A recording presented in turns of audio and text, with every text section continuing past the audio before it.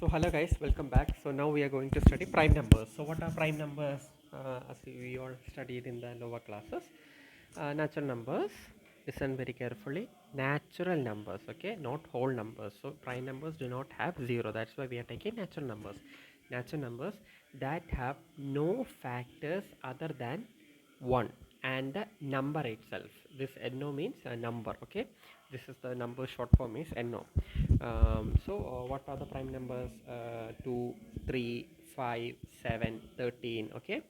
17, then comes 23, right? So this is a prime number. What are the prime numbers? Natural numbers which have the common factor as 1 and the number itself. Now what are co-prime numbers? uh, we all know what are co-prime numbers, right? um, so co-prime numbers are two numbers which have no common factor, no common factor except 1. So what are co-prime numbers? 9, 16, the examples, right? 4 and 17. So when you take the common factor of 9 and 16, what does 9 and 16 have in common? Just 1 itself, right? And 8 and 80 and 81. So there are n number of, till infinite we have n number of co-prime numbers. So next we'll go to study rational numbers. So what are rational numbers? Rational numbers are the number which can be expressed in the form p by q, where p and q are integers, okay. P and q are integers and q is not equal to 0. So what are the examples? Example is 7 by 8. So 7 by 8 is like 7 by 8, so it's a proper rational number, right?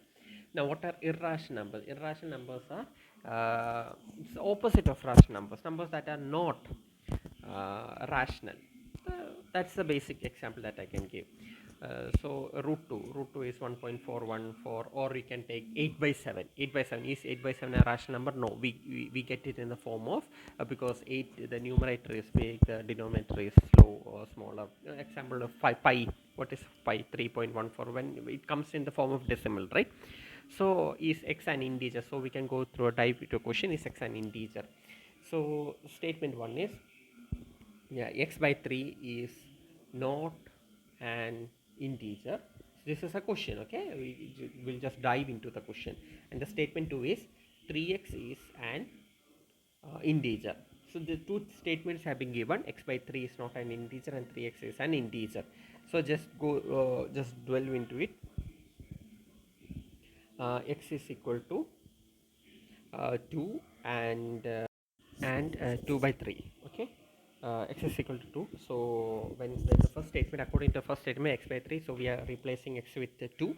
So 2 by 3 is not an integer, is not an integer, right? And the second statement, 3x, so 3 into 2 is equal to 6. It is an integer. So that the first statement is, and the second statement is, first statement is wrong, second statement is right.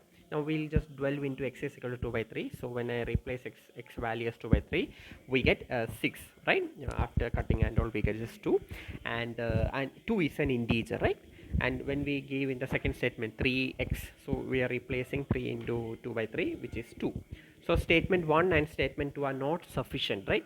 So when we took both the statements, statement 2 and statement 1 are not sufficient to answer these questions, right dear? Okay.